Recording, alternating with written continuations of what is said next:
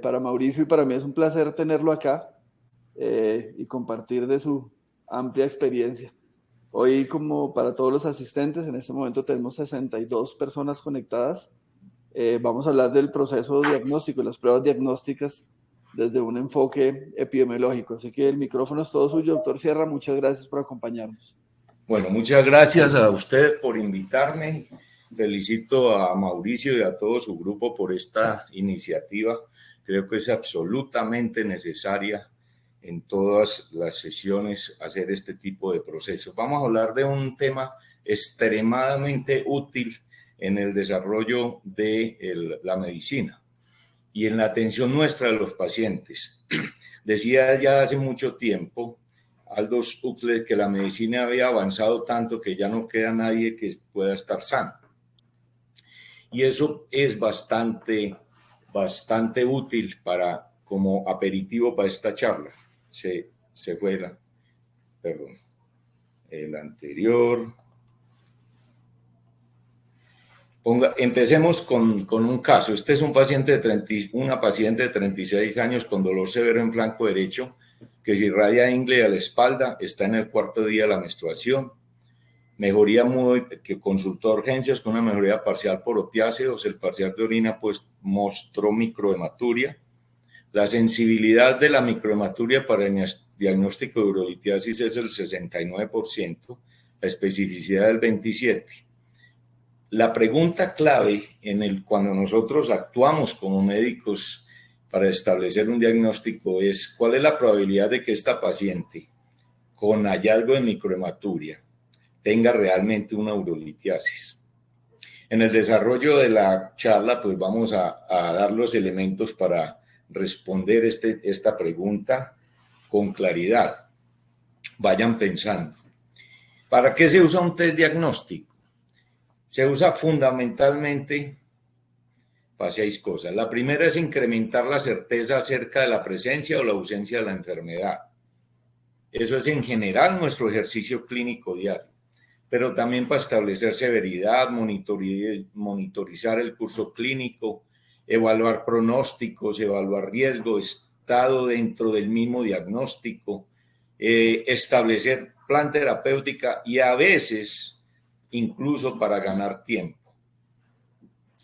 Pero cuando tenemos una fabricación de un test, como todo proceso, el test también, este proceso también puede llevar a múltiples interpretaciones erróneas. Los errores diagnósticos en la seguridad del paciente en los últimos años han sido tremendamente impactantes al desempeño letal de la medicina. Las 2/3 partes de los procesos legales en el Reino Unido a los médicos generales es por problemas diagnósticos.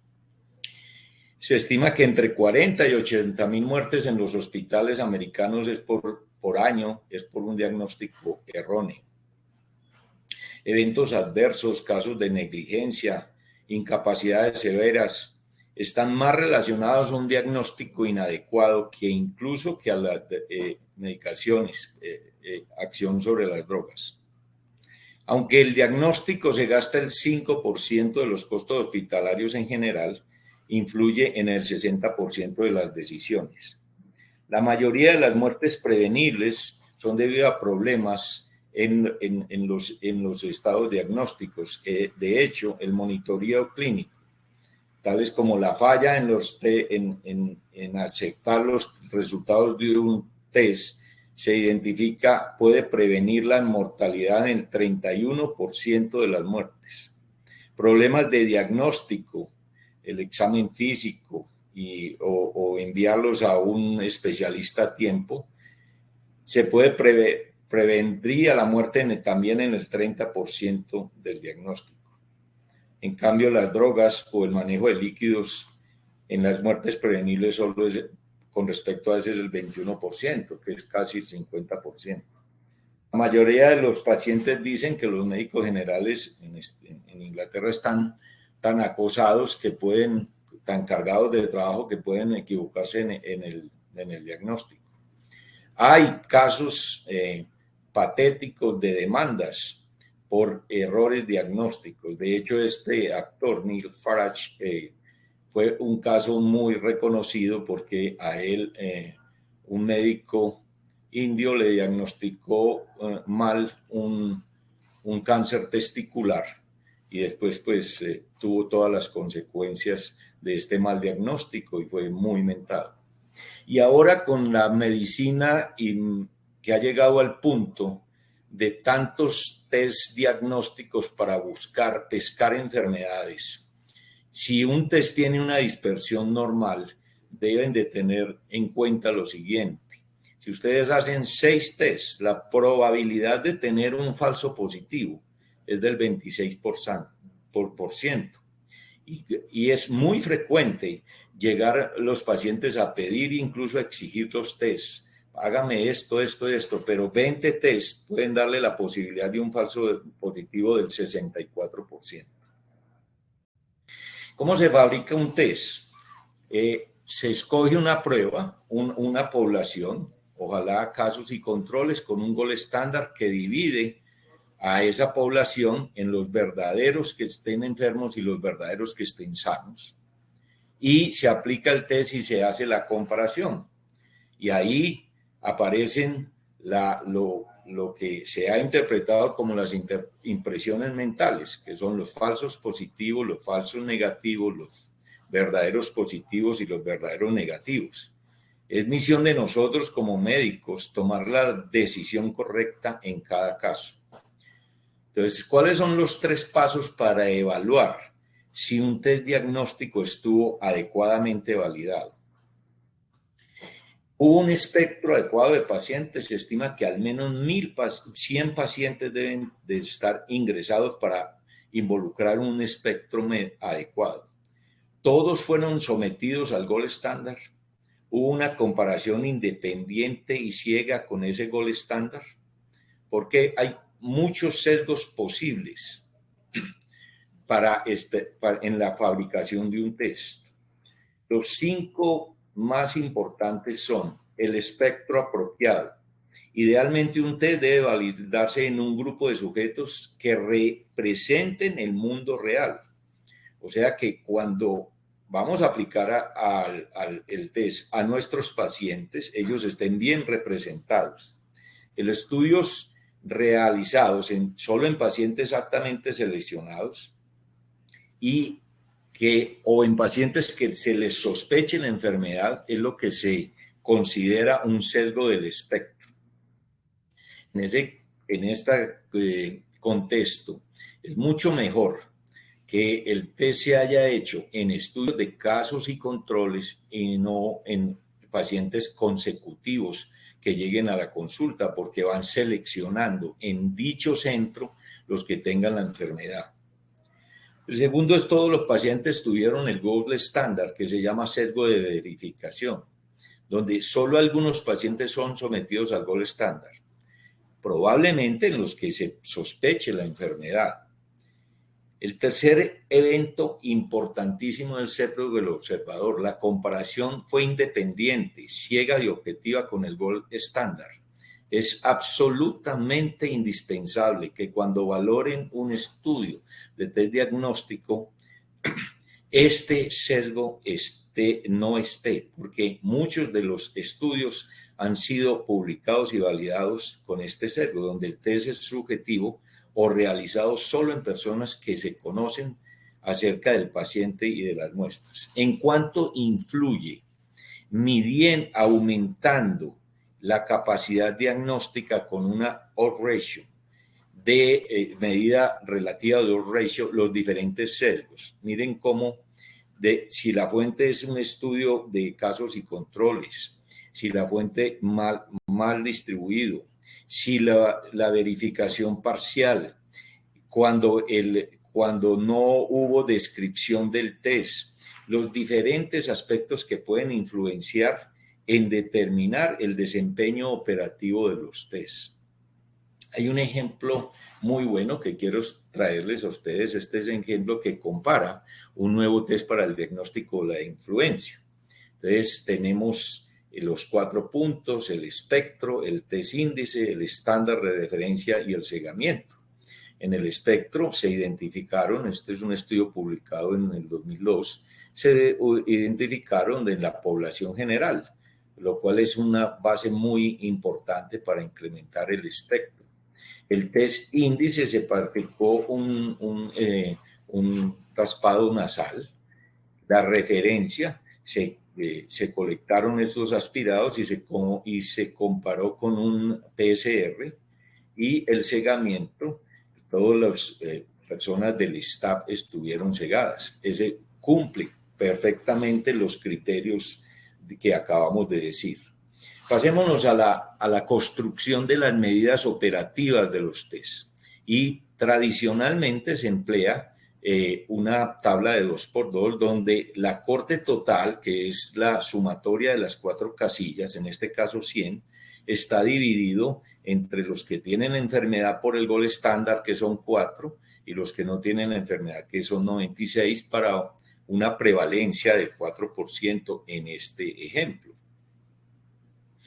Pero recuerden, tenemos que partir, y hay que tener muy en cuenta este dato, de que para evaluar el desempeño del test debemos de asumir que las 2 dispersiones, la población de sanos y la población de enfermos, debe de tener una dispersión dentro gaussiana o normal. Y la acomodación del punto de corte dividirá la característica operativa del test en las diferentes tasas de desempeño de las 4 versiones que les había hablado anteriormente. De esta manera, ahí aparecen los falsos positivos, los falsos negativos y los verdaderos positivos y los verdaderos negativos. En la manera en que corremos el punto de corte hacia la izquierda, nosotros aumentamos notoriamente la especificidad, y hacia la derecha aumentamos la sensibilidad del test. Ahí está representadas las 2 poblaciones. Entonces, en la manera en que nosotros necesitemos un test para el desempeño que queramos, debemos de correr el corte. Un buen ejemplo sería la utilidad de la sangre oculta en el diagnóstico del cáncer de colon en poblaciones mayores de 60 años. Ahí, para nosotros, en este caso, en ese desenlace tan incómodo, deberemos de correr el test lo más posible a que sea altamente sensible, a costes de que nos diagnostique gente que no tiene el problema. Así nos permitimos que no se nos pase ningún caso. A ese segundo grupo le aplicamos un test de alta especificidad como la colonoscopia, y ahí, en ese ejercicio inteligente, podemos determinar claramente quién tiene la enfermedad o no. Entonces, la sensibilidad del test viene a ser calculada como la proporción de personas con la enfermedad que son correctamente identificados por el test. En este caso, vemos que la sensibilidad del test es A, que es 3 sobre 1 sobre A más C, o sea, de 75%. Pero aquí viene una cosa fundamental que no podemos confundir. Sensibilidad de la proporción de sujetos con la enfermedad que tienen una prueba positiva para la enfermedad. En conclusión,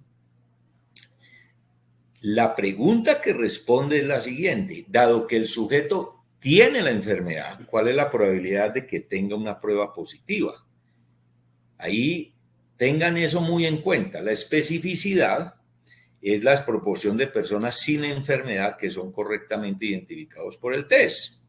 O sea, la proporción de sujetos sin enfermedad que tienen una prueba negativa. Pero la respuesta de la especificidad es esta.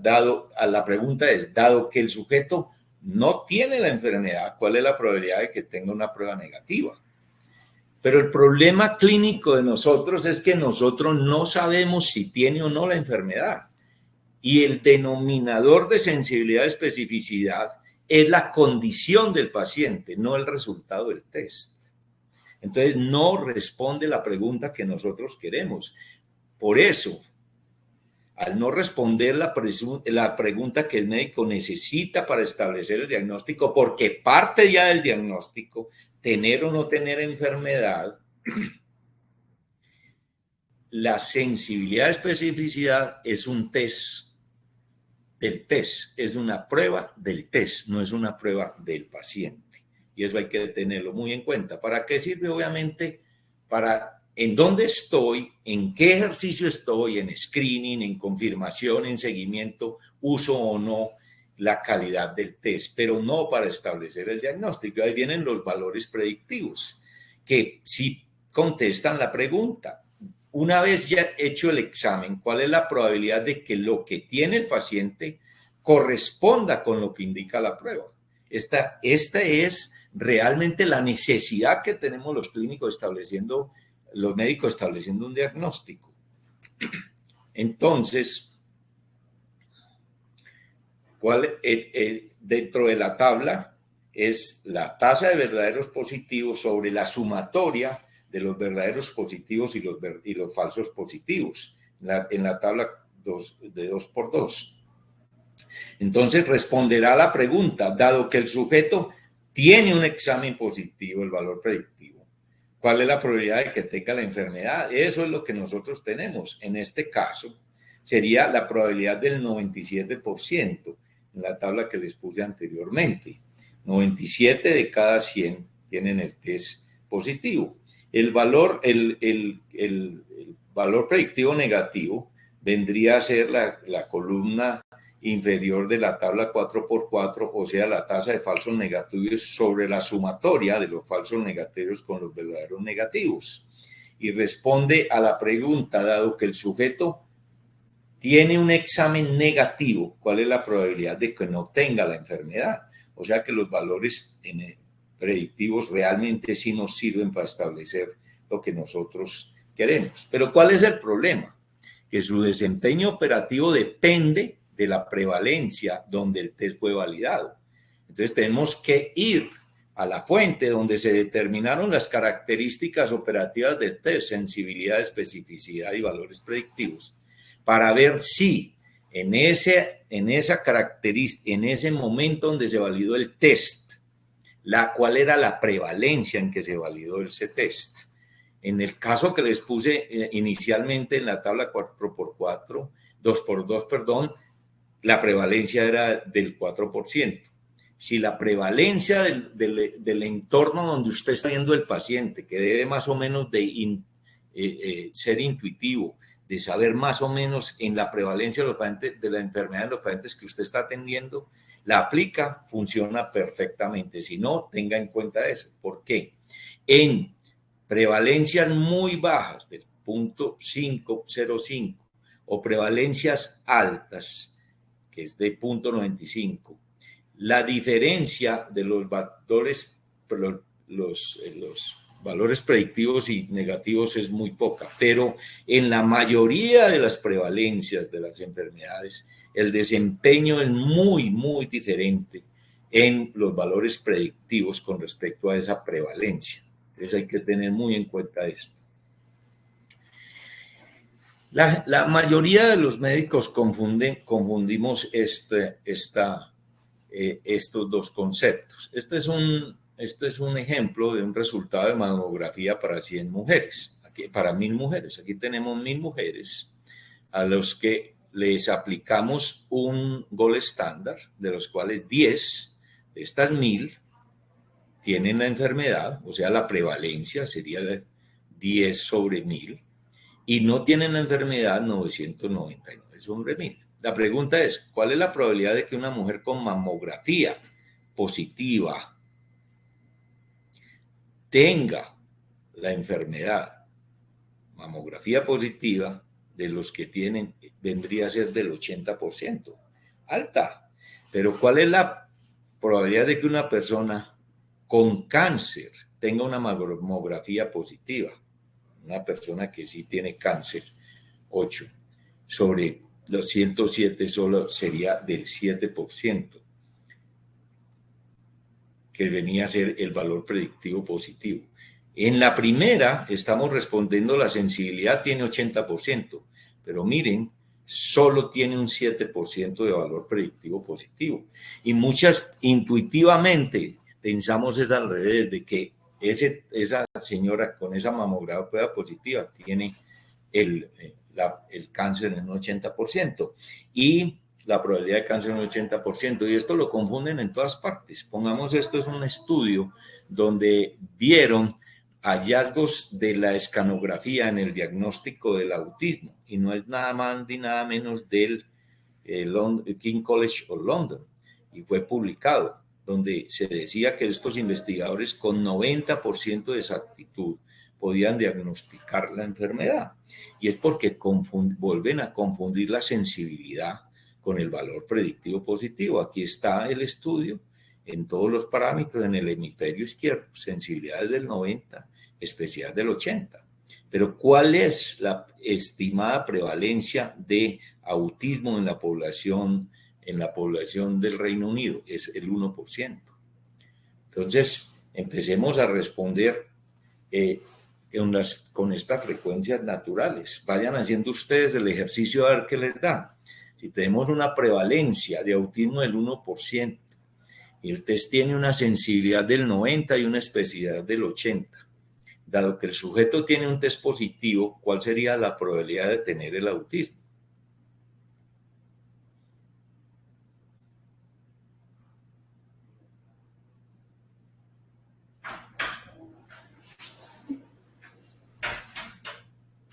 Bueno, hagamos el ejercicio. Estos son los 100 sujetos. Entonces, una prevalencia del 1%. Con una sensibilidad del 90%, ese paciente es diagnosticado, se diagnostica 0.9. Con especificidad del 80 tengo una tasa de falsos positivos del 20%, o sea, de esos 99. Usted va a detectar 19.8 en total. La sumatoria de 19,8 más 0,9 nos da 20 personas tienen el test positivo, de quienes 0.9 realmente tienen la enfermedad. O sea, el chance de estar enfermo es solo del 4.5%, no del 90% como fue publicado en el estudio original. Y terminamos entonces, ahí aparecen y nos da la mano una de las características operativas del test más ignoradas por los médicos, que es la likelihood ratio o razón de similitudes, y eso la traducción es muy compleja, como tuvimos unas charlas con el doctor Álvaro Ruiz precisamente sobre la verdadera traducción, y es muy compleja. Pero realmente cuando nosotros estamos elaborando un diagnóstico, el proceso intelectual es lo que nosotros pensamos después de evaluar al paciente. Antes de pedirle el test, debemos de cuantificarlo. Esa es la probabilidad antes del test. Si esa probabilidad la multiplicamos por la información del test, obtenemos lo que pensamos después de aplicar el test. Lo que pasa es que la información del test, la característica operativa más importante para informar el test es la likelihood ratio. Ya vamos a ver realmente qué es eso. Y la likelihood ratio es una odds. Nosotros realmente cuando vemos un paciente, generalmente planteamos la probabilidad en términos de porcentaje o de probabilidad. Y probabilidad no se puede multiplicar por una odds. La likelihood ratio es una odds. Entonces debemos de convertir la probabilidad a odds para poderla multiplicar por otra odds, likelihood ratio, obtener la odds por test y volver a pasar a la probabilidad. Entonces, y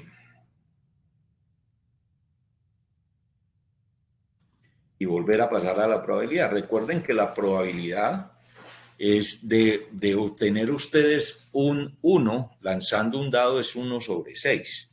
Y la odds es 1 contra 5. Tengamos eso en mente, porque vamos a fabricar el diagnóstico. Esto es el flujograma diagnóstico. Aquí nosotros tenemos la línea de la certeza o la incertidumbre. Mayor certeza de no tener diagnóstico, mayor certeza de tener el diagnóstico. Entonces nosotros pasamos, vemos un paciente cualquiera y llegamos a cierta probabilidad del diagnóstico, como en la apendicitis aguda, pongamos, un dolor en la fosa ilíaca.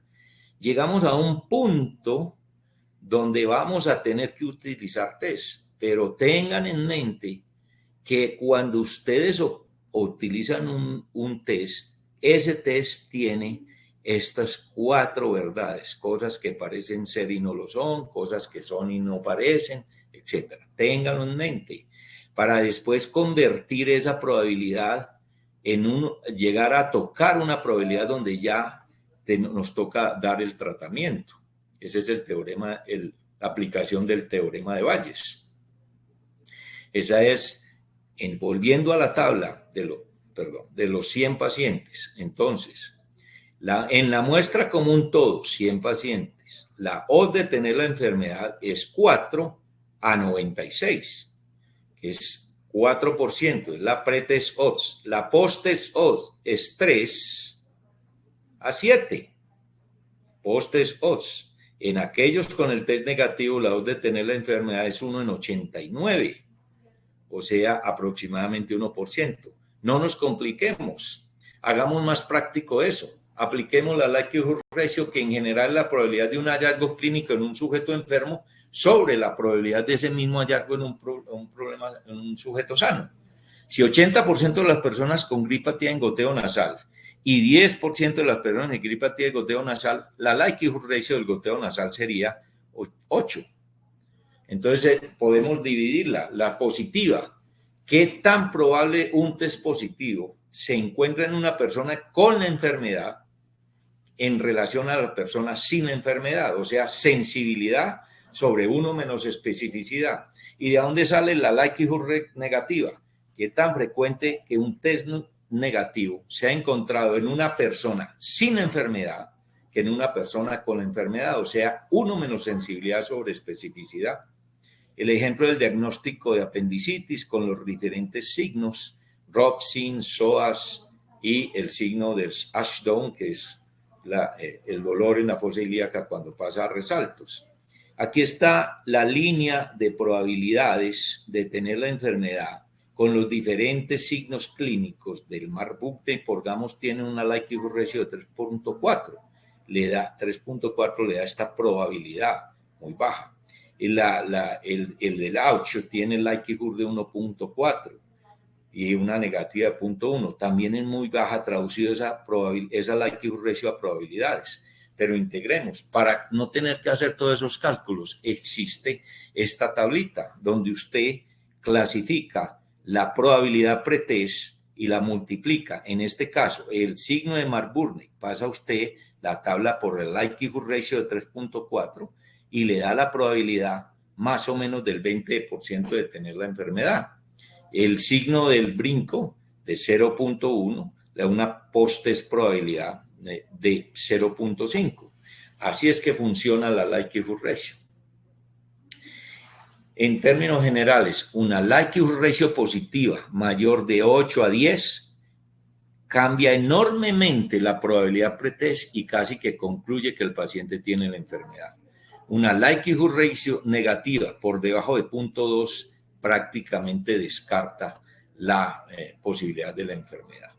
Terminamos con las características operativas de recibidor o ROC. La prueba de ROC que fue desarrollada inicialmente en los radares y que los radiólogos realmente son los que la emplearon para establecer desempeños diagnósticos. Esta curva prácticamente lo que relaciona es la sensibilidad sobre el complemento de la especificidad, o sea, la rata de falsos positivos. En conclusión, si ustedes se dan cuenta, es la representación gráfica de la likelihood ratio positiva, sensibilidad sobre los falsos positivos. Lo que quiere decir esta curva es que si nosotros tenemos una sensibilidad de 50 y una especificidad de 50, prácticamente no hay ninguna discriminación del test. Entre más se acerca al 100% de sensibilidad, que sería el test ideal, con 0 de tasas falsos positivos, entre más se acerca a este punto, que es el punto ideal, pues mejor es el desempeño del test. Las curvas ROC son útiles para conocer el rendimiento global de una prueba, que se determina por el área bajo la curva. Entre más área bajo la curva, ejemplo en estas dos curvas, este test tiene un área bajo la curva mucho mayor que este. Es mejor. La comparación de puntos dentro de la curva. Pongamos el desempeño de los ciertos niveles de glucosa para establecer el diagnóstico de diabetes. Nos permite elegir un punto de corte apropiado para los pacientes en pacientes determinados, pero también tiene sus limitaciones. Solo se contemplan 2 estados clínicos posibles, estar sano o enfermo, y no sirven para situaciones en que se trate de discernir entre más enfermedades. Entonces, para concluir, tengan en cuenta cuando valoren un test diagnóstico, qué tan válidos fueron los resultados. Y para ser válidos, hubo un apropiado espectro de pacientes. Todos fueron sometidos al gold estándar. Hubo una valoración independiente y ciega y objetiva con el gold estándar. ¿Cuáles fueron los resultados en términos de sensibilidad, especificidad, likelihood ratio y valores predictivos positivos y negativos? Cada uno teniendo en cuenta las preguntas que responden, sensibilidad y especificidad. El denominador es el resultado del test y se cuestiona con ese resultado. El denominador es el estado de salud del paciente y se pregunta cómo le fue al test. En los valores positivos y predictivos, la condición es el resultado del test y se pregunta qué tiene o no el paciente, y la likelihood ratio nos va a permitir aumentar o disminuir nuestra probabilidad pre-test en convertir un paciente en enfermo sano. Por último, es muy importante cuál fue el contexto donde se validó el test. Podemos aplicarlo a nuestra práctica. Se aplica bien a una mezcla de todos los pacientes que nosotros vemos y eso puede cambiar el manejo, cuál es el costo de esa aplicación del test. O sea, todos esos aspectos son tremendamente importantes cuando decidimos la utilización de un test y no partir a esa cantidad de test diagnósticos innecesarios y costosos que producen en muchas veces tanto dolor para los pacientes e incluso gastos y peligros para los mismos. Bueno, muchas gracias por haberme invitado y con esto quise compartir lo que entiendo yo rápidamente sobre el proceso diagnóstico y la aplicabilidad de los test diagnósticos en epidemiología. Muchas gracias.